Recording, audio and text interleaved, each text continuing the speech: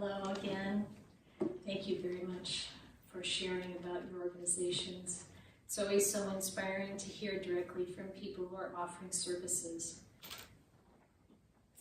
Venerable Bhikkhu Bodhi, every year that he's not able to join us in person, he sends a letter. So I'm going to read what he has sent to us today. Excuse me. Dear Venerables, BGR team members, supporters, walkers, and friends, first I want to shout out loud thank you to everyone who participates in this walk today and to all who contributed in any capacity. I particularly thank the walk coordinators who have voluntarily taken on a demanding job. That's Karina primarily and her team. Thank you, Karina, once again for organizing the walk. They've taken on this demanding job that eats up a huge chunk of their time and calls for extraordinary patience, care, and thoughtfulness. I thank all those who helped ensure the success of the walk, those who worked at Outreach, who posted about the walk on their website, who announced the walk on Facebook, who volunteered at the site of the walk. Excuse me. I thank the venerable monks, nuns, other clergy, and Dharma teachers who came out to inspire the walkers with Dharma talks and with their calm presence. And I especially thank those of you who joined the walk and made a donation to support the walk. If you haven't yet donated, please do make a generous donation, for the purpose of the walk is to raise funds to support our many projects. Each year, mostly in the fall, some 10 or more walks to feed the hungry are held in various sites around the U.S., and also there are walks in the UK, Uganda, and India. So in walking, you're part of a network of walks in different locations, all devoted to the same purpose. Each walk is unique with its own distinctive character, yet all these walks share a common purpose. All are dedicated to ensuring that no one on this planet is condemned to a life of hunger, that no one must suffer the effects of malnutrition. The walk is thus an exercise of compassion in action. In joining this walk, you're bringing forth a heart of solidarity with others, a heart that seeks to alleviate the sufferings of others and give them a chance to flourish. To recognize the suffering of others is to expand our sense of identity until it embraces the entire world. It's to recognize that, excuse me, it's to recognize that others are just as important as we are, no matter where they live, no matter what their nationality might be. We cannot turn our backs on other people just because they live on a different continent, speak a different language, belong to a different ethnic group, or follow a different way of life. Rather, we must realize that we all belong to the same human family, that everyone enjoys the opportunities to thrive and unfold their innate potentials. To face constant hunger, to live with malnutrition and undernutrition, is to miss the chance to develop one's potentials. Under the shadow of perpetual hunger, life becomes a constant day-by-day struggle to obtain enough food just to subsist. Such a plight is particularly hard on children, whose frail bodies need sufficient nutrition if they are to develop into healthy adults. A hungry child cannot study properly, cannot learn, cannot think, cannot thrive. A hungry child will grow up with a stunted body, short, weak, and underweight, and with a brain that does not develop it to its full capacity. Hunger creates a self-sustaining cycle by which each generation contributes to the hunger and malnutrition of the next generation. BGR projects are intended to break this vicious cycle. We currently have some 35 projects around the world, spread out from Mongolia to Haiti, Latin America, and North America. If you take a look at the projects on our website, you'll notice that many of them are designed to support poor students and provide them with meals. Many deliberately aim to benefit girl students in such countries as Bangladesh. Thank you. Compassion's everywhere.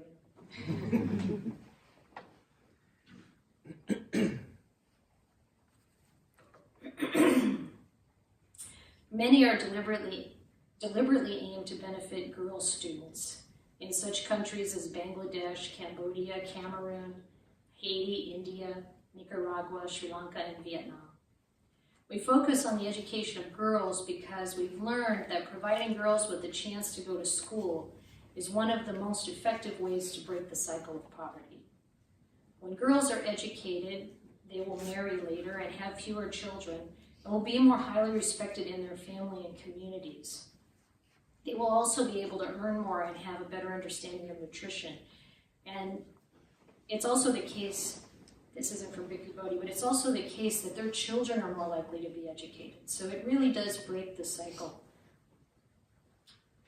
Now back to Venerable Bhikkhu Bodhi's words. This year, BGR celebrated its 10th anniversary, a remarkable achievement. We started in 2008 with an initial account of $20,000 and launched three pilot projects. This past year, we brought in some $600,000 in donations and now sponsor 35 projects, some of quite a large scale. The task of combating hunger is one of the major challenges facing mankind today, and we're proud that BGR is a Buddhist organization playing a role in meeting that challenge. But there is little ground for complacency. While the global community has succeeded in reducing the numbers of those chronically undernourished, the numbers are still far too high, and the consequences still too tragic for us to relax our efforts. There is need for a concerted effort to reduce and finally abolish hunger. We all have a collective responsibility to do whatever is in our power to help our brothers and sisters around the world find a way out from poverty and hunger. This is a moral demand as compelling as any that humanity has ever faced. By walking today on behalf of the hungry, and by donating to support the work of Buddhist Global Relief, you are contributing your share to addressing this challenge. Again, I express my heartfelt appreciation to you for turning up for the walk and send all my deepest thanks. May you all experience in abundance, the blessings of peace, happiness, health, and joy in the Dharma. Sincerely, Bhikkhu Bodhi.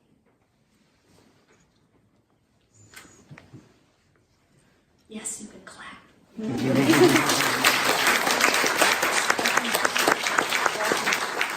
As you probably know, it was Venerable Bhikkhu Bodhi who set BGR in motion, not because he was out to start a charitable foundation, but because he noticed the deep disconnect between the Western practice of developing on the path and developing compassion on the cushion and the actual implementation in the world. And so as he was calling attention to that abyss, a number of his students came forward and said, "Bhante, what can we do?" And that's what caused them to start examining in their own hearts what it was that really was calling to them, what it was that really broke their hearts. And they decided it was hunger. And it was so great for them to discover how effective it can be to collect even a relatively small amount of money and do a great amount of good in the world. So I wanted to make a few remarks also, and of course I want to also thank you for walking and donating, for helping raise awareness about this important issue. But mostly I want you to feel the importance of what you're doing today, what you're contributing to. Approximately 326,000 individuals benefited from BGR's work during this year, 2018. And that's an enormous amount of benefit for less than $600,000. Now, the real impact, I think, is felt when we see what's behind the statistics, the lives of real people who are being helped. So there's an orphaned 8-year-old boy in the poorest region of Bangladesh, the Chittagong Hills, who came to the Buddhist Missionary Society suffering severely from malnutrition and neglect. A sinus infection, among other things, landed him in the hospital for 2 weeks. And from there, he went to live in the orphanage, where he's receiving an education and lots of kindness, in addition to the food that's provided through your donations to BGR. A 10-year-old girl in Nicaragua, coming from an indigenous background, is attending school and receiving hot, nutritious meals, regular medical care, and emotional support. Abuse of women and girls is so common in her community that the most important thing she's receiving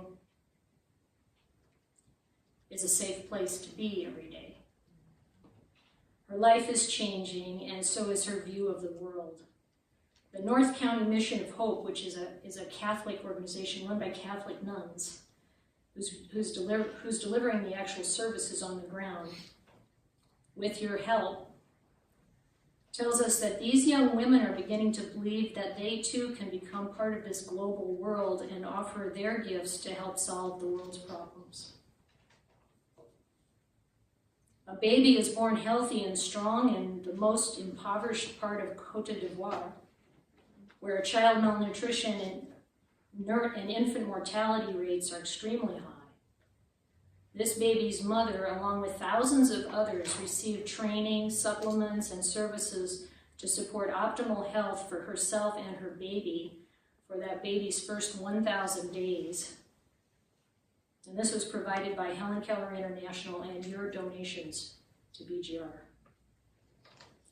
A young woman in Cambodia who struggled to stay in school even though she went to school hungry every day said that when her family received the rice support from Lotus Outreach's GATE program, funded by BGR, it was the first time in her life she ate until she was full.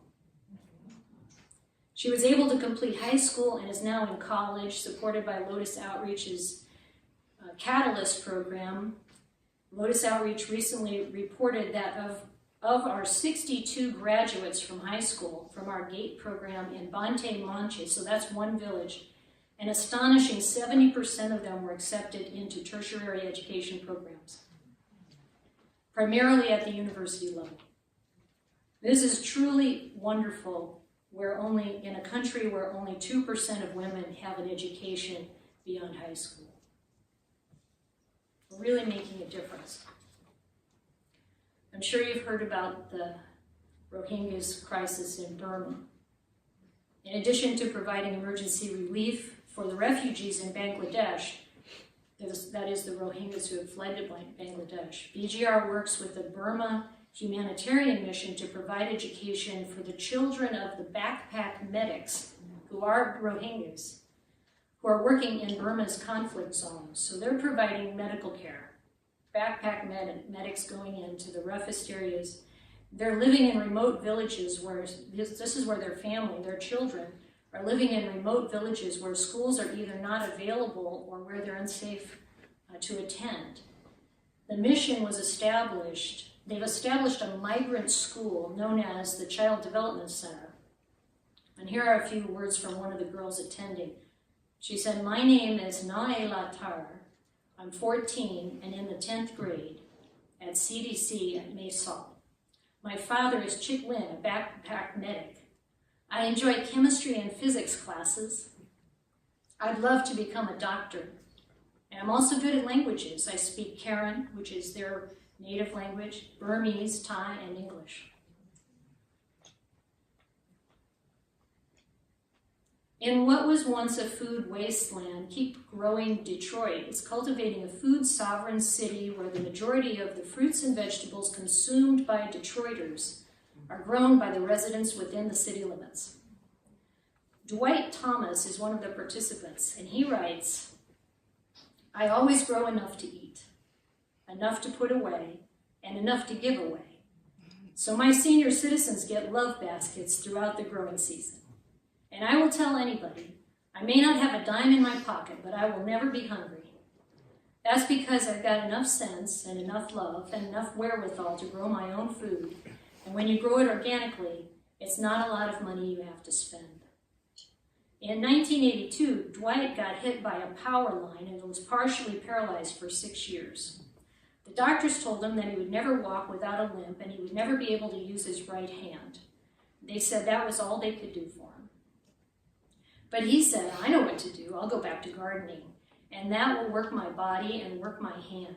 I turned my whole street into a garden, all these vacant lots. I go up the street and turn every vacant lot into a garden. We have enough vacant land in Detroit to feed ourselves for miles, 1 block at a time. If every block had a community garden, or 2 or 3, no one on that block would ever go hungry. Then what problems would we have with fresh food distribution? Keep Growing Detroit now has 1,500 gardens, and you're contributing to that. So people like Dwight, they get seeds and plants and other kinds of support tools from Keep Growing Detroit, and education. They have a lot of great programs helping people learn how to grow food, how to store food. It's really transformational. There are a lot more stories. There was a hospital patient in Vietnam without family to bring him food. They don't serve meals in the hospital. Family has to bring in the food, but what if you don't have people to support you? So Buddhist Global Relief works with the Vietnamese Red Cross to provide healthy hot meals to the hospital patients. A widow with 3 children in Uttar Pradesh, India, is able to farm productively and feed her family because of you. Girls in India escape childhood marriage, living in a safe hostel, and receive education because of you. There's a lot more. Thank you.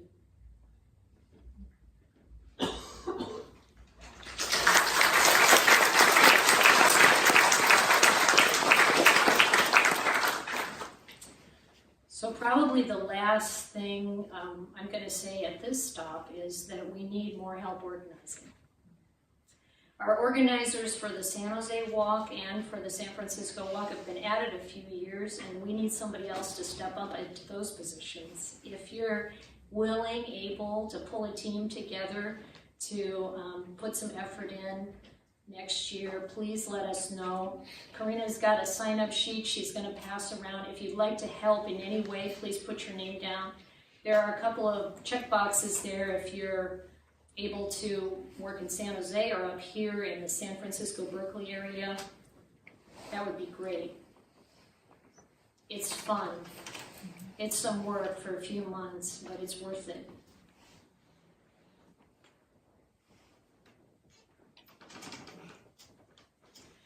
We're going to hear from the people who are at this temple about their practice, because one of the things that is unique about our walks here in the Bay Area is that we use them as an opportunity for pilgrimage.